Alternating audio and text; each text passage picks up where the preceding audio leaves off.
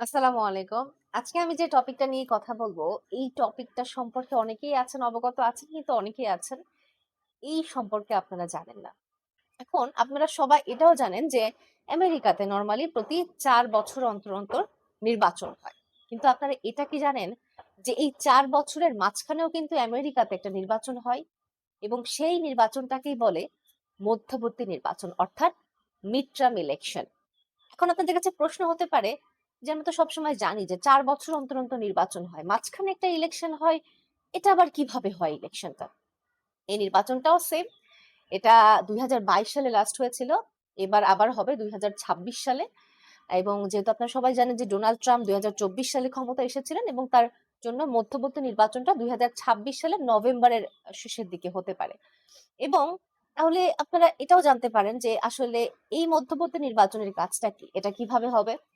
So তো যেমনটি বলছিলাম এই নির্বাচনটা প্রতিটা সাধারণ যারা আমেরিকানরা আছে তারা ভোট দিবে এবং ভোটের মাধ্যমে তারা তাদের মতামতটা জানাবে যে আসলে যে সরকারকে তারা ক্ষমতায় ভোট দিয়ে বসিয়েছে সে আদৌ ভালো কাজ করছে কিনা বা আদৌ সবার মন মতো কাজ করছে কিনা বা দেশটাকে অনেক ভালো করে চালাতে পারছে কিনা এটার জন্যই কিন্তু মূলত মধ্যবর্তী নির্বাচনটা করা হয়। অর্থাৎ ৪ বছরের মাথায় ২ বছরে সরকার কি করেছে? কোনো ভালো কাজ করেছে নাকি কোনো খারাপ কাজ করেছে? সবকিছু মিলিয়েই কিন্তু মধ্যবর্তী নির্বাচনটা করা হয়।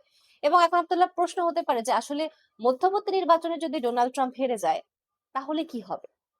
মধ্যবর্তী নির্বাচনে যদি ডোনাল্ড ট্রাম্পের ক্ষমতা বা ভোটের মাধ্যমে যদি ডোনাল্ড ট্রাম্প হেরে যায় বা ডোনাল্ড ট্রাম্পের যে দল রিপাবলিকান যদি হেরে যায়, তাহলে কি হবে?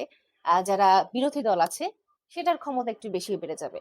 প্রেসিডেন্ট ডোনাল্ড ট্রাম্পই থাকবেন ২০২৪ যেহেতু এসেছেন ২০২৮ সাল পর্যন্তই তিনি থাকবেন, কিন্তু তার ক্ষমতা একটু কমে যাবে। অর্থাৎ মন্ত্রিসভায় তিনি যে আ বিলটি পাস করবেন সেটার জন্য তার একটু ভোগ পোহাতে হবে বা বিভিন্ন গুরুত্বপূর্ণ সিদ্ধান্ত নেওয়ার ক্ষেত্রে প্রেসিডেন্ট বা আ যিনি ডোনাল্ড ট্রাম্প তিনি কিন্তু একাই সিদ্ধান্তটা নিতে পারবে না। সেক্ষেত্রে অন্য পক্ষের হস্তক্ষেপের মাধ্যমেই কিন্তু সিদ্ধান্তগুলোটা নেওয়া হবে।